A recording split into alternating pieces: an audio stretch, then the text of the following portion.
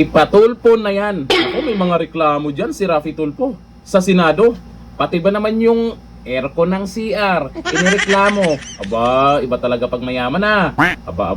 O, ayon dito sa balita ngayon. Guanzon, nagtaka sa reklamo ni Raffy Tulfo tungkol sa aircon at internet sa Senado. Nagbigay ng reaksyon si dating COA Commissioner Atty. Rowena Guanzon kaugnay ng reklamo ni Senador Raffy Tulfo na umano'y pinatay ang aircon condition, internet access habang naghintay ang minority block sa pagsisimula ng session ng Senado. May maikwento lang kayo. Matatanda ang sinabi ni Tulfo na mahigit 1 oras silang naghintay sa plenaryo at napansin nilang biglang uminit ang paligid dahil ang aircon. Naghintay daw sila. Ramdam nyo no? Pa-walk out kayo nakaraan ay may mga dapat tapusin dyan. Ngayon, ramdam nyo. Huwag kayong magreklamo. Dagdag pa niya, maging ang internet connection at maging ang aircon sa comfort room. Tingnan nyo naman, pati aircon ng CR inireklamo ni Tulfo. Ay nawalan din naman nun ng service. Ano yung pinagyayaw-yaw na dyan?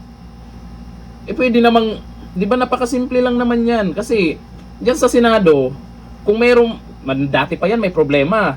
Nakaraan dyan yung nasira yung elevator. Hindi ka agad-agad na ayos, katagal na ayos. Ngayon, eto yung aircon, yung parang may gustong sisihin itong si Raffy Tulfo. Pwede naman siyang mag-utos ng mga tao dyan. Pwede naman nilang patingnan kung bakit hindi naka-on. Napakasimpleng bagay naman, Tulfo. Para lang may masabi. Ayon kay Guanzon, mahirap umanong paniwalaan na walang magagawa ang mga senador sa ganoong sitwasyon. Correct. Para kay Guanzon, tila may mga mas mahalagang usapin na dapat pagtuunan ng pansin kaysa reklamo tungkol sa aircon at internet. Nagulat pa sa usapin ng aircon sa CR. Oo, pati aircon ng CR, inireklamo na ni Raffy Tulfo nyo. Reklamo ang tanong, Tulfo, ikaw ba nagbabayad niyan? Yung mga taong nagbabayad niyan, walang aircon sa CR. Sa parehong pahayag, sinabi rin ni Guanzon na akala niya noong una ang air conditioning system ng plenaryo ang tinutukoy sa reklamo. Ang palitan ng pahayag ay nangyari sa gitna ng tumitinding tensyon sa Senado kasunod ng pag-aresto kay Senador Jinggoy Estrada. Yung mga senador kasi, sinamahan si Jinggoy Estrada. Pero yung kapatid niya, nasaan na?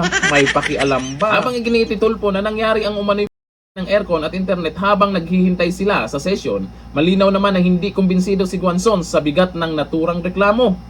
Sa halip, tila pinapahiwatig niya ang mas mahalagang issue sa dapat pag-usapan kaysa pagkawala umano ng aircon at internet sa loob ng Senado. Kalahin mo naman to si Tulfo, basta lang may maireklamo. O ito, sabi ni Jen S. Damian, yan ang hirap pag mayaman ka, pag wala kang aircon at wifi. Sabi ni Ramel Sibunga, mga walang awa sa mga mahirap na ka-aircon ang CR tapos ang mga mahirap ang nagbabayad. Correct. Sabi ni Lia Silyar, sana all aircon pati CR. Sabi ni Del Banasan, pabiktim lang para malihis ang atensyon ng drama niya. Paano magbabalik ulit na ang investigasyon sa flood control? Oy, bakit? Anong meron? Bakit takot ba si Tulfo dyan sa investigasyon sa flood control? Lagot kayo. Abangan natin yan. Tuloy na yan. June 4 na yan. Tulfo, June 4 na yan. Nandito na lang. Thank you. Bye-bye.